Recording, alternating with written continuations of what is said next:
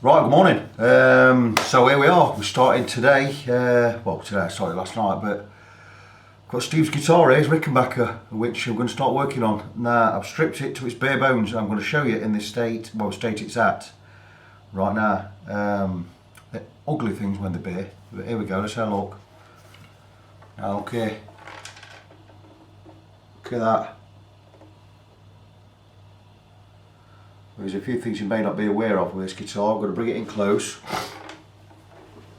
There's a few extra holes in these places here, look. They should be there. That's where the bridge plate sits. Now this is the old bridge plate. I've obviously got a new one that's been drilled for a different type of bridge.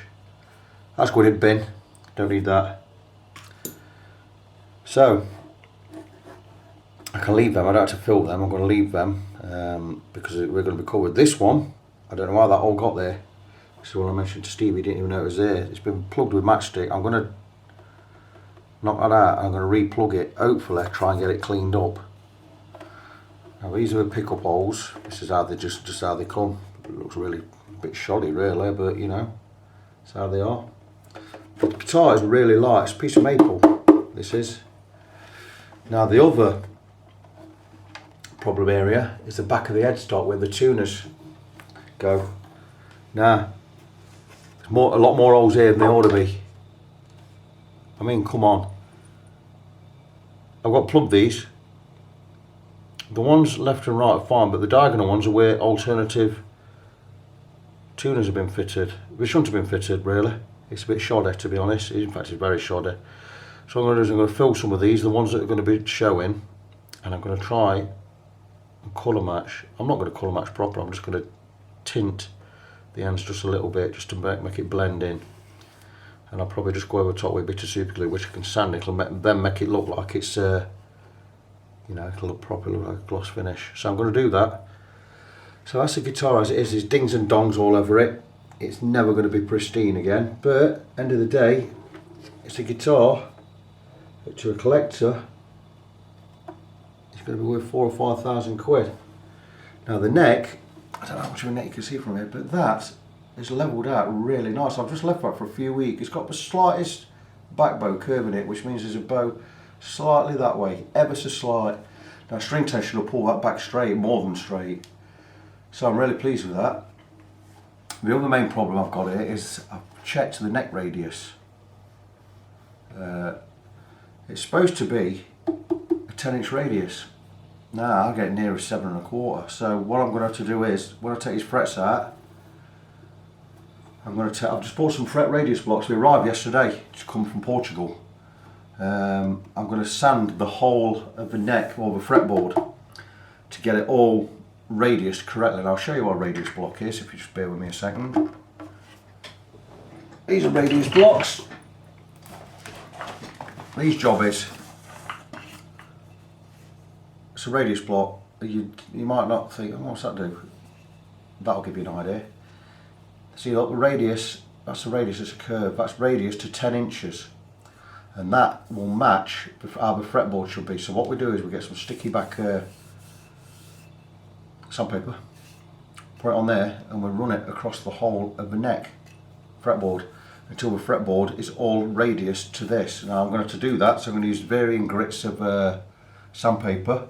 I'll start with a pretty coarse one, around about, I don't know, probably I don't want to go 400, start around about 400, 600, we might start about 400, see if we can get away with a bit of that, just take quite a bit off, get it all right. Then I'll start going with finer grits. I'll probably go 600, 800, 1000, 1200, 1500 and finish off with 2000. So radius blocks, got a full set of these. I've just ordered another. I've got a full set of 6 of sizes I'm probably going to need in the future. Because for instance, these are all common radius sizes. Your 16s for your Ibanez's and your Jacksons, 14s for your Gibsons, 12s for your Gibsons, Heritage, PRS, stuff like that. 10s is a pretty common one, 9.5 is a pretty common one. 7.25, not so common, normally find it on vintage Strats. But I have quite a lot of Strats coming, so I've ordered the 7.5 as well. These cost me, I think it will cost about 60 quid for the 6. You know, Very worth getting. I'd like to afford the longer ones if I could, but they're too expensive. These are 18 inch, so they're absolutely fine for what I want. So the Rickenbacker, there's also another job I've got to do today, or I will do today. I'm going to be cleaning this up. I'm going to take some white spirit to this. I'm going to get a right good dicing, because I've took all the metal bits off. I'm going to get a right good clean, but there's this area I've got to repair here. Now when Steve bought the guitar to me, I took his fret out and that come out with it. That would have already been loose, I imagine. It might not have been snapped off, but I've still got the bit there. So what I'm going to do is I'm going to super glue it in. And I'm going to have some areas where I'm a little bit short. Now when I'm sanding, I can take some of this dust and I can make a paste to either fill it in, or I can just fill it with super glue. You only fill these with super glue, fill the cracks and sand it down. You can't tell. It's just absolute, super glue is absolutely brilliant for filling. So I'll show you how I get that done when I do it later. So for now, that's what I'm going to be getting on with. I've got a couple of other jobs I need to do. I've got other guitars lined up. Still got my guitar to fit. My guitar is finished. I'll just show you my guitar while I'm here. No, I won't. I'll cut that out. So I've got a few more jobs I can do, but I'm really going to get stuck into this Rickenbacker now. I've got to go and order some more sandpaper, because I've got my levelling beams, which I've shown you before, but the sandpaper I've got, it's A4 size. Sanding beam 16 inch, so I'm going to buy some sandpaper on a roll, so I can cut it to the length I need. So I've got no join when I'm joining two bits together, so it's going to be perfectly level. And that's really about it. I've got all the tools I need. I've just been upstairs, I've just totted up how much I've spent on tools. Since Steve bought me this guitar, I've spent over 500 quid on tools, which I could never have envisaged doing until my backer comes in October or whatever. I've managed to get them, and with what I've got for this, with what Steve's chipped in for this guitar for the work, and I've chipped in a few hundred quid of my own money. I've managed to go out and get tools I wanted to be able to get till October, November time. So I've got them early. I've battered my credit card. I was supposed to be paying that. I would have had that paid off in 12 months. That's not going to happen now until I get this big wad I'm going to get in October when my backer comes in. So that's really, that money now is going to more or less pay off my credit card, which is a bit of a thing, but it's the way things go. You've got to speculate to accumulate, so to speak. So one good thing, I've got a load of great tools now. There's still a few more I want, bits and bobs, so I can get these. I can buy a good tool a month. You know, I want a polishing machine, sanding, grinding, polishing machine. They're about 60, 70 quid. I want some attachment, sanding attachment for that, blah, blah, blah. I'm going to want a belt sander. I'm going to want stuff like a bandsaw. All these things can come later. I don't need them. I ain't got space for them now anyway. These can come later, but my main tools, I need to buy a few chisels here and there, a few woodworking tools, but in the main, I've got all the tools I need to be able to do the jobs I'm going to be doing, all the guitar work. So this has come early, so it's like, you know, it's good, it's all good. So that's it. I'm going to blob on today. Steve's favourite new saying, blob on. We say it a lot in our family, down Nottingham way. I'm going to blob on with it today, and I'll do some more videos in a bit. So I'll get back to you soon. Be good. Back briefly, here's one that's going to make the aficionados cringe. I've just took the things off the end of a truss, a dual truss rod as we know. I've took the two holding screws off, the tightening screws, with my tool I bought. We say you shouldn't use these. I don't really listen to aficionados. I've got something better than that. Right, so what I'm going to do is I'm going to remove this truss rod, I've decided. Now, I've not done it before, but I've seen it done. So what I'm going to do is just move this, so it's holding bar out. I'll try. There you go. It will come. There you go. And how we get this out is we knock it from the center. There's a couple of holes in there, and I've got a fret hammer. It's a great woodworking hammer. So what I'm going to do is I'm just going to tap this through. I don't know if you can see it. Dual truss rods, so two truss rods.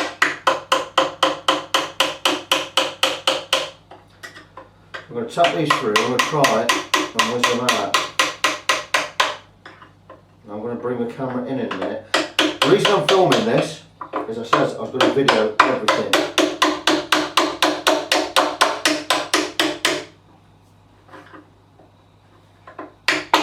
So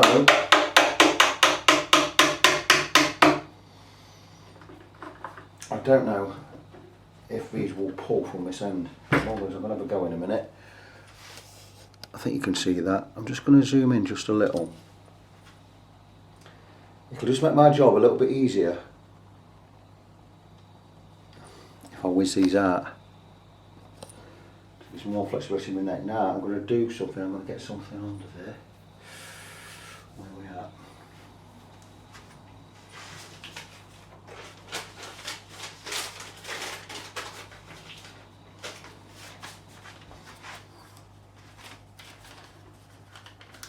Get some paper under there or something. Now, I don't know how easy these are going to come out. They'll probably not be too easy. I'll hopefully get a drift long enough in there to knock it that way, and I can pull out some pliers in a bit. Now, let's see what I've got in here.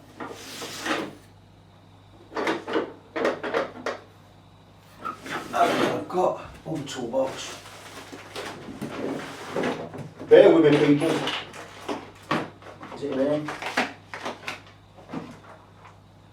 I've got some also some steel rods.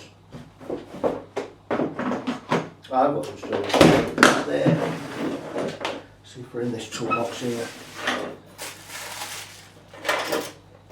There you go. These might just do it. They might be a bit flimsy, but I'm going to give it a go.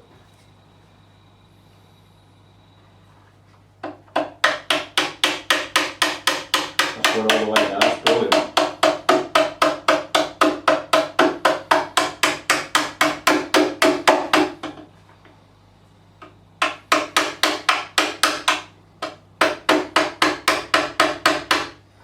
That's going to need an auto hammer on that.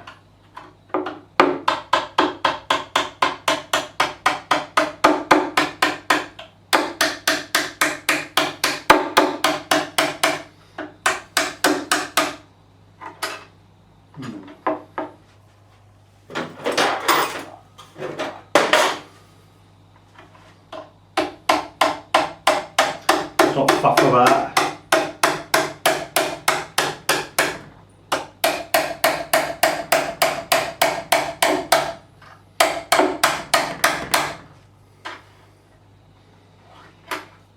That's one nearly out. So you can see this is not an easy job. You know.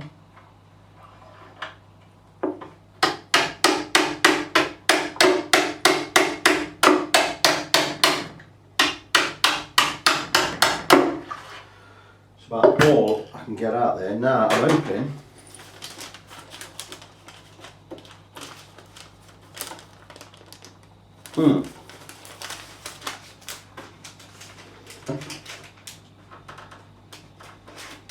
there you go. There you go. I'll show you. Bloody hell. I'll show you how these work in a minute. Oh, I don't know what I'm talking about me now. It's just easy to pull them out. Now then. Wow. Very, very interesting. Because these truss rods are bent. This is why we couldn't get the neck straight. Now, let me zoom out. Doink. Let's get the camera back up where it needs to be. Right, so there's your problem. This is why your neck went straight. These are, I mean, they're a little bit bent. I could possibly straighten them. This is why the neck's probably been bent in the guitar. I can straighten that myself. What I'm going to do is I'm going to straighten these myself before I put them back in. How it works on a tightening system here. We tighten or loosen, it's going to bend it one way or the other. So that's how you bend your neck with these. Now there's a pair. I didn't even know they were a separate pair. So That's good, but no, they won't now. Getting these in will be easier. I'll put a little tiny bit of grease on them. I'll check them for level, but actually not that bad at all. There's nothing major to worry about here. So that's it. I've got both the truss rods out. They came out relatively easy. There weren't a lot of force needed. We've not damaged the guitar, which is always good.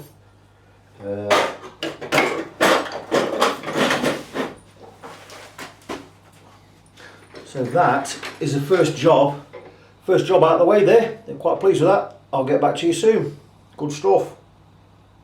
Right, I'm back. About a quick 2 minutes with these truss rods. They were, I don't know if you can see from there, had quite a bit of rust on them for some reason. Now, strange that they get wet, but the thing is, where guitars are, where rock and roll is, if there's going to be booze, there's going to be drugs. So what I've done is I've just took one of my fret files to the truss rod, and I've just took all that rust off, just by doing that job in there, and they've cleaned up really, really nice. So what I'm going to do is, now, I don't know if you can see, this is one strip of metal. Comes all the way around, it's bent over, and you've got a thread this side which tightens or loosens it and bends it one way or the other, which straightens, or, you know, you can see how that works. It's a great little system, but this only works one way. It's either straight or it's bent one way, that way I think. Nowadays truss rods, they're two-way. You can alter it one way or the other, which we like, which is easier. Now these have got a plastic strip between the two bits of metal, and this one's is coming away on these, so I'm going to super glue that back on. I'm going to leave these out while I work on my neck, because the neck will be a lot easier to work on.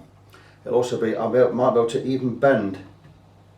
See, because once I've got these super straight, which I'm going to do, I've got a couple of bends in them. Once I've gone super straight, I get the neck straight, the neck is going to give me a lot more adjustment when I've got strings on. So, a very, very easy, simple job. First time I've had these truss rods out of a Rickenbacker, so I'm learning something new. I've just got to take a little bit more rust off this one, glue the plastic in, check these threads are clean, which they will be. I'm going to do a little bit of sanding on these, make sure there's no rust left on them anymore. Inside of the guitar should be dried out, and I'll leave them out until I'm ready to put the guitar back together later. I'll talk to you soon. Right, back on it, relentless today. These videos are coming out about every 5 minutes. I've started to remove the frets. Now, well, a little tiny bit of chipping, but I'm not really worried about that, because I'm going to, like I say, I'm going to sand the neck, the fretboard, or I'm going to radius sand it. So we're going to be taking almost a mil off the centre of here, I'd imagine, the middle. So what I'm doing is, gently, I'm looking for switch band I take off from the edge with my fret pullers. You can see them. I go from the edge and I just work my way in, and I go nice and gentle. I don't want to be bringing up any chips, and they're coming out really well. Again, yeah, some of them are a little bit stubborn, but you know, these come out no hardship at all. I'm more, I've got a better feeling about this than I might have had. Now, don't get me wrong, I didn't have a bad feeling about it. I just thought these could be problematic. These frets have been in this neck 51 year or more. The guitar might be older. Got a bit of a chip there, look. It will try and chip.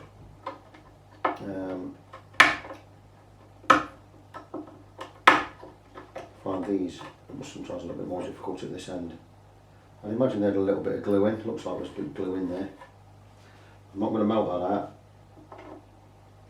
What I'm going to do is, like I say, I'm going to sand this fretboard. This fretboard's thick, it is. Some places it's going to be 8mm thick. If I needed to, I could take 4mm off top of that. I'm not going to do. But a mil or two might come off. Might take a millimetre off it. Because where I've got a couple of chips here, they're only tiny chips, they'll fill in really easy anyway. We'll sand over. And then what I'll do is, I've got a fret saw. I don't want to take too much off the top, because then I've got to start cutting these fret slots again. Not necessarily a bad thing, because one of them's definitely bent, that one there. That's not straight. It's almost straight, but almost straight's not good enough for me. A bit of a perfectionist. So, these frets. I'm not going to do this morning. I'm going to go and have a cup of tea. My shell's just got up. I don't know what time it is, it's been 9ish or something. That fret's not coming out there. There you go. Sometimes it's got the other side. Some of these are stubborn. They're stubborn that side. If I have to, I'll go and buy a proper fret saw to cut the slots perfect. If I do that, it'll be about another 20 quid. I've chucked 500 quid at it anyway, and why not chuck another 20 at it? Don't know, I'm not complaining about that. So here you go. I like frets. Here you go, just go under that.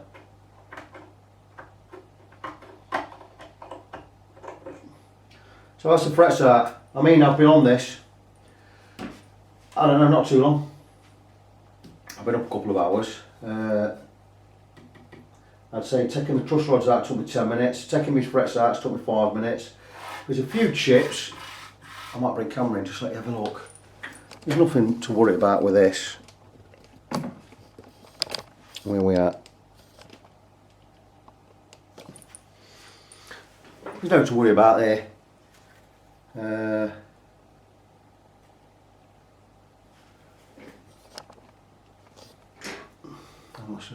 How much is it to see? I mean, there's a little bit of a chip here, a couple of chips here, tiny things, really not worth bothering about.